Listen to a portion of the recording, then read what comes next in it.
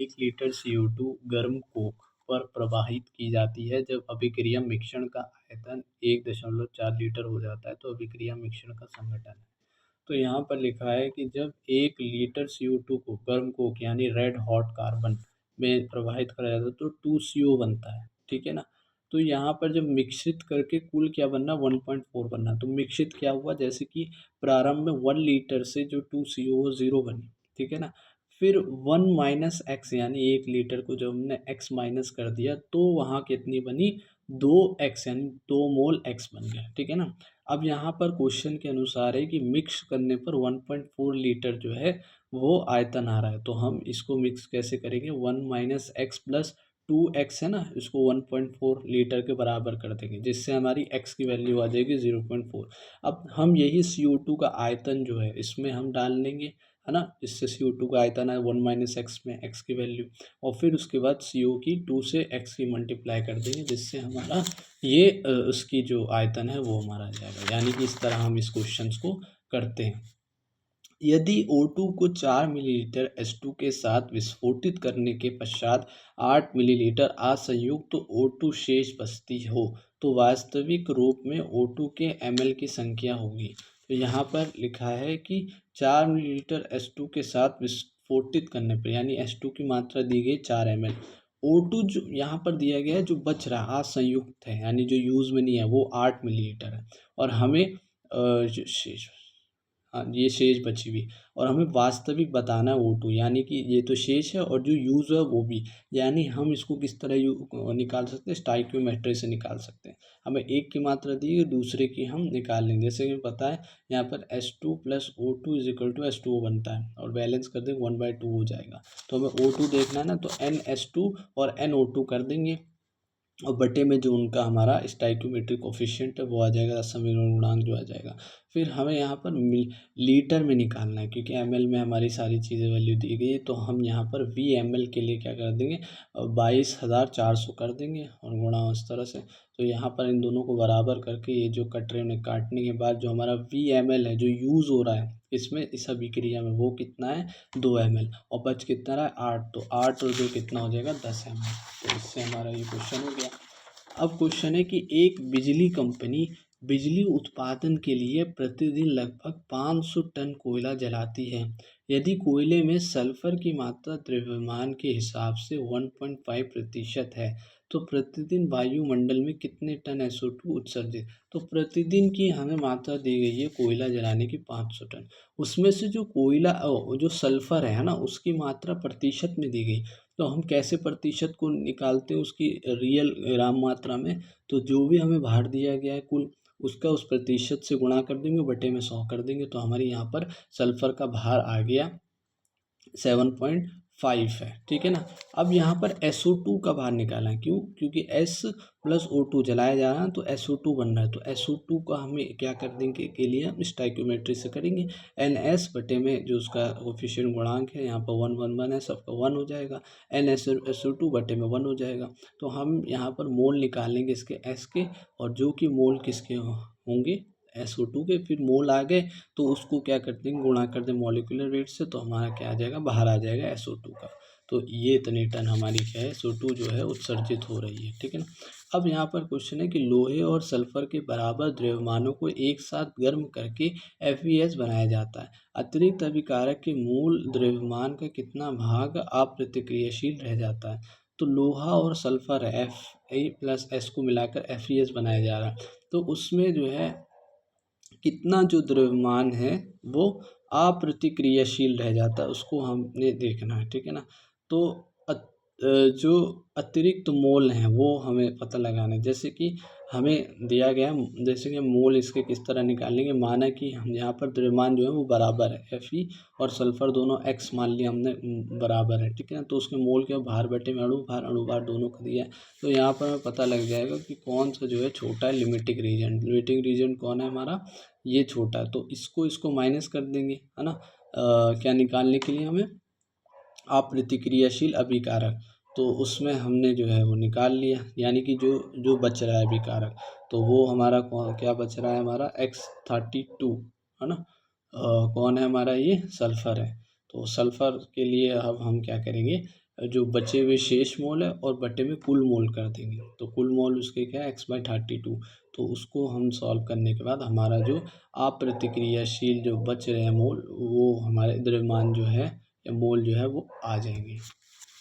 अब क्वेश्चन है कि कॉन्सेप्ट है हमारा 15 कि प्रतिशत पूर्णता या किसी तत्व की प्रतिशत। तो प्रतिशत कैसे निकालते हैं किसी भी तत्व का, तो उसका फॉर्मूला है, या हम ऐसे भी देख सकते हैं कि देखो कोई भी हमें क्या है, भार दिया गया हो, उसका यौगिक का कुल भार गुणा 100, तो उससे हम किसी भी तत्व की प्रतिशत मात्रा निकाल सकते। इसको याद रखना, प्रतिशत मात्रा इज इक्वल टू क्या है, तत्व का भार बटे में यौगिक का भार गुणा 100।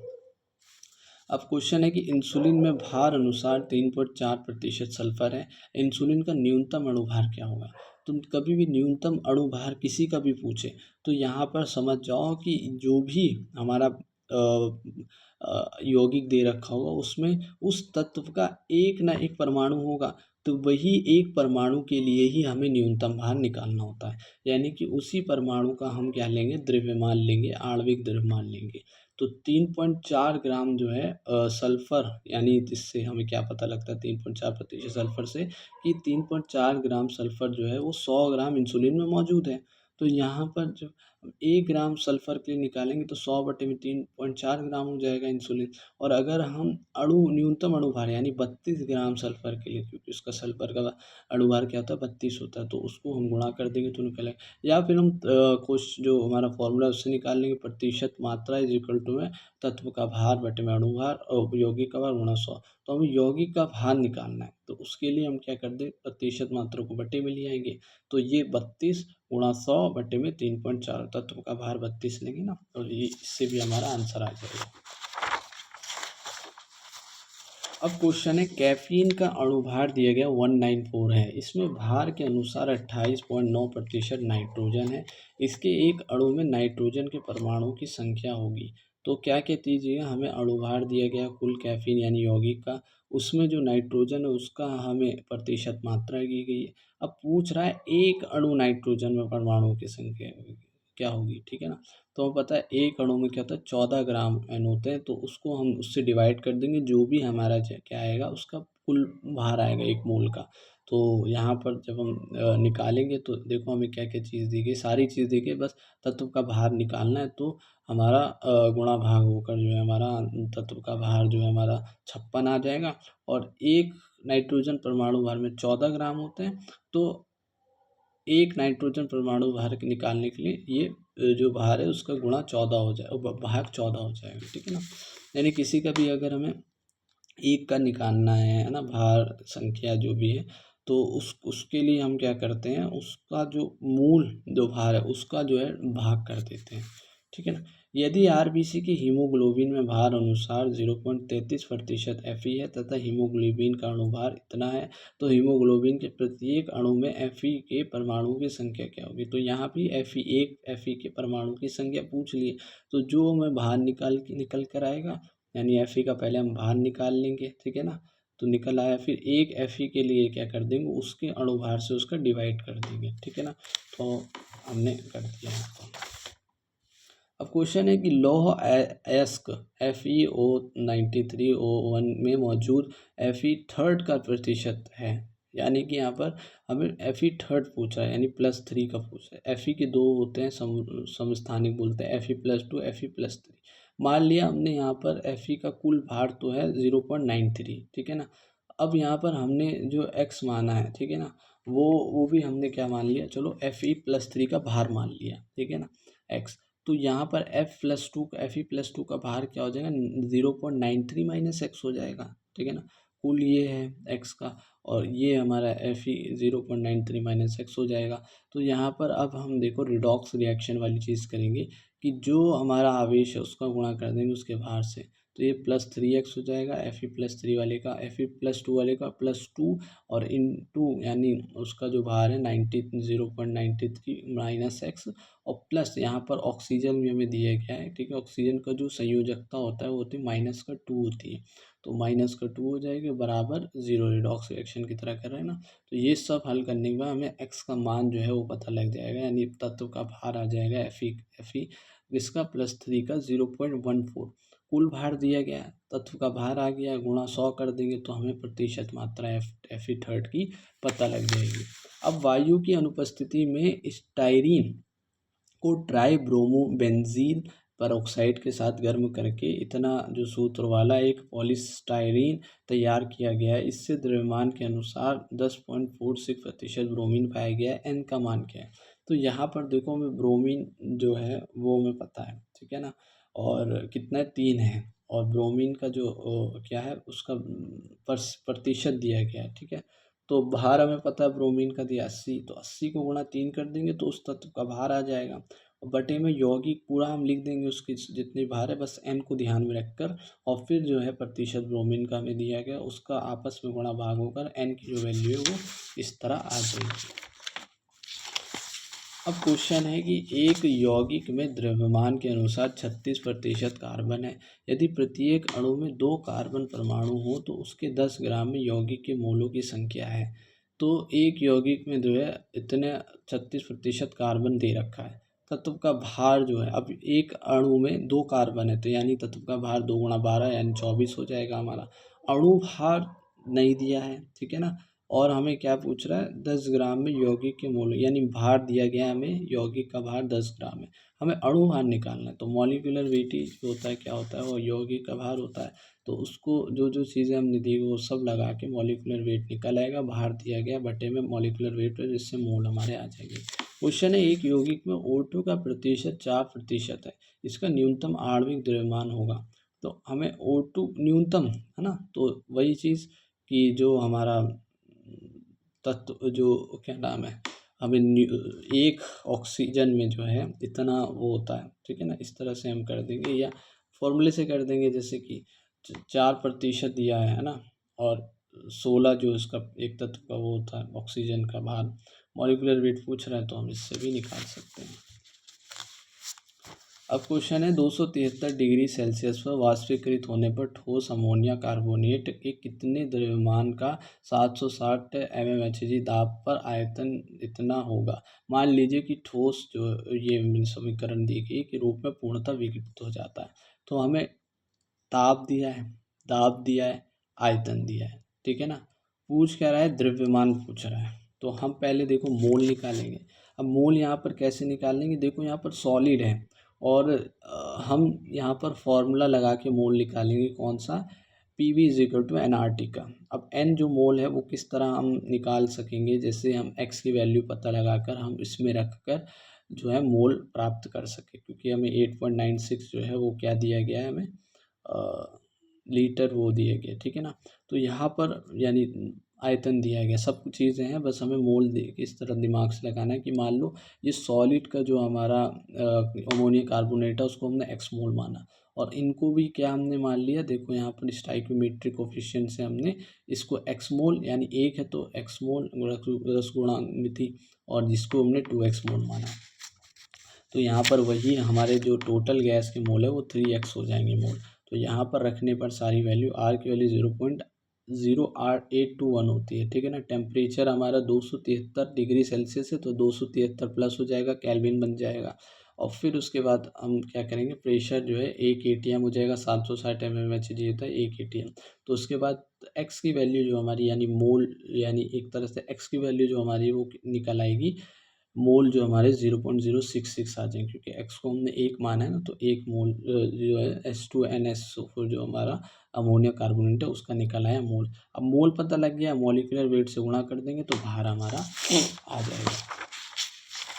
अब हमारा कॉन्सेप्ट 16 है प्रतिशत यील्ड, ठीक है, और 17 भी है, जिसमें हमें एक तो है प्रतिशत लब्धि यील्ड और दूसरा है हमारा प्रतिशत शुद्धता, ठीक है। तो ये प्रतिशत लब्धि और शुद्धता एक जैसी मान सकते हैं, जैसे कि उसमें क्या है, प्रतिशत लब्धि में है कि वास्तविक वैल्यू बटे में सैद्धांतिक वैल्यू गुणा में 100, यानी एक्चुअल मास गुणा में थ्योरेटिकल मास गुणा में 100। शुद्धता में क्या है, शुद्ध पदार्थ का भार बटे में जो हमारा सैंपल का भार गुणा 100। तो यही चीज़ देखो यहाँ पर क्या है कि हमें ध्यान में क्या रखना है, सैद्धांतिक वैल्यू क्या है, सिंपल का भार क्या है, ठीक है ना। अब यहाँ पर क्वेश्चन है 245 ग्राम KClO3 को गर्म करने पर KClO3 विघटित होता है एवं विघटित होकर 64 ग्राम O2 प्रदान करता है, तो अभिक्रिया की प्रतिशत लब्धि ज्ञात करो। और इसका अणुभार दिया गया। अब यहाँ पर देखो ये जो 64 ग्राम है ना, ये वास्तविक हमारा मान दिया गया, हमें सिद्धांतिक वैल्यू निकालनी है। तो उसके लिए हम क्या करेंगे, अभिक्रिया देखेंगे। अभिक्रिया में जो जो चीज़ें हमें दे रखी है उसको रख के हम KClO3 का मान निकाल लेंगे। सॉरी 64 ग्राम यानी O2 में दिया गया, तो O2 का हमें क्या निकालना है, भार निकालना है। तो उसका भार जो हमें निकल के आएगा, जैसे हम रस समीकरण गुणांक करके NKClO3 बटे में उसका 2 हो रहा है, NO2 बटे में 3 हो रहा है, तो ये हम रख के NO2 का जो है मोल निकाल कर भार निकाल लेंगे। और फिर अब देखो भार हमारा सैद्धांतिक भार आ गया 96 आया, तो बट्टे में आ जाएगा 64 के और गुणा 100, तो उसका प्रतिशत जो है हमारा यील्ड आ गया, लब्धि आ गई। अब है हमारा कौन सा 49 ये क्वेश्चन है कि हाइड्रोजन है ना N2H4 निम्न अभिक्रिया द्वारा उत्पादित किया जा सकता है। अभिक्रिया दी गई है। अब यहाँ पर दिया गया 1 kg CiNH2 को NH3 की अधिकता के साथ अभिक्रिया कराई जाती है तो 473 ग्राम N2H4 प्राप्त होता है। तो प्रतिशत उपज क्या है, तो वही प्रतिशत उपज निकालनी हमें। 473 ग्राम जो है हमें क्या दिया गया है, इसका क्या बोलता है वास्तविक वैल्यू दी, वास्तविक भार दिया गया है। तो हम यहाँ भी क्या करेंगे, और ER जो है हमें क्या दिया गया, यानी NH3 जो है हमें यहाँ अधिकता लिखी है, क्वेश्चन हमें अच्छे से पढ़ना चाहिए। और लिमिटिंग रीजेंट हमारा CiNH2 और इसी की जो हमें वैल्यू दी गई, तो NCiNH2 को बराबर करेंगे उसके बटे में उसका रसमीकरण गुणांक और इज इक्वल टू में N2H4 को कर देंगे, तो उससे उसका भार पता लग जाएगा। और भार जब उसका जो है थ्योरेटिकल भार पता लग गया, तो उसको जो है हम डिवाइड कर देंगे हमारा जो वास्तविक मान है, और फिर उसको गुणा 100 करके हम उसकी प्रतिशत लब्धि निकाल लेंगे। क्वेश्चन है 168 ग्राम MgCO3 के सैंपल जो कि 40% शुद्ध है, तो उसको गर्म करने पर प्राप्त CO2 के मोल की गणना करनी। तो हमें MgCO3 के जो है सैंपल का भार दिया गया है और उसमें शुद्धता पता है, तो शुद्धता 40% है, सैंपल का भार इतना है, तो उसको गुणा करके बटे में 100 करके उसका भार निकाल लेंगे MgCO3 का। अब जब भार पता लग गया, तो अब CO2 के मोल की गणना करनी, तो वही N MgCO3 बटे में उसका समीकरण गुणांक 1 और NCO2 उसका रसमीकरण गुणांक इसका भी 1 आ रहा है। तो ये करके हम उसका जो है मोल जो है वो प्राप्त कर लेंगे। क्वेश्चन है 1000 ग्राम CaCO3 के सैंपल में 80% शुद्धता है, तो CO2 का आयतन ज्ञात करो। तो हमें यहाँ पर समीकरण दी गई है, 1000 ग्राम CaCO3 दिया गया, तो उसका 80% है उसका, तो हम इसका क्या निकालेंगे, भार निकाल लेंगे उसके गुणा करके बटे में 100। और हम यहाँ पर क्या करना है, आयतन बताना है। पहले हम मोल निकाल लेंगे N CaCO3 बटे में रसमीकरण गुणांक और NCO उसका रसमीकरण गुणांक, और फिर इसका जो है मोल आ जाएगा NCO2 का जो 8 मोल आया। अब यहाँ पर हमें लीटर में देना है, यानी कि आयतन निकालना है। तो हमें पता है मोल इज इक्वल टू आयतन लीटर बटे में 22.4 होता है, तो 22.4 का गुणा कर देंगे मोल से, तो आयतन लीटर हमारा आ जाएगा। क्वेश्चन है संगमरमर के एक टुकड़े की 10 ग्राम मात्रा को तनु HCl अम्ल के आधिक्य में डाला गया। अभिक्रिया पूर्ण होने पर 0 डिग्री सेल्सियस और 1 ATM पर 1120 सेंटीमीटर क्यूब CO2 प्राप्त हुई। संगमरमर में CaCO3 का प्रतिशत है। तो संगमरमर क्या होता है, CaCO3, तो उसी का प्रतिशत हमें पूछ रहा है। उसके पहले हम यहाँ पर समीकरण लिख दें, CaCO2HCl equal to CaCl2 plus H2SO2। अब यहाँ पर CO2 की हमें वैल्यू दी गई जो कि 1120 सेंटीमीटर क्यूब है, जो कि होता है मिलीलीटर, है ना। तो उसको हम मिलीलीटर कर देंगे। अब हमें यहाँ पर जो है इसके जब हम मोल निकाल लेंगे, तो हमें CaCO3 के मोल पता लग जाएंगे। तो उसके मोल जब हम पता लग गए, तो हमें क्या निकालना है, उसकी प्रतिशत हमें निकालना है। और इसकी जो मात्रा है वो 10 ग्राम दी गई है, और ये सैद्धांतिक मान जब हम देखेंगे तो वो हमारा कितना आएगा, 5 ग्राम आएंगे। तो उसका जो रियल वैल्यू है ना, और उसका जो सैद्धांतिक वैल्यू से हम जो गुणा भाग कर देंगे, गुणा 100 कर देंगे। नहीं, उसका नमूना, जो उसका टुकड़े का नमूना, ये वाला क्या प्रतिशत शुद्धता वाला है, तो उसका नमूना 10 ग्राम है, और ऊपर जो हमारा भार आया है वो 5 है, गुणा 100, तो 50% हमारा आंसर आएगा। तो इस तरह से अभी हमने इतनी चीज़ें देखी।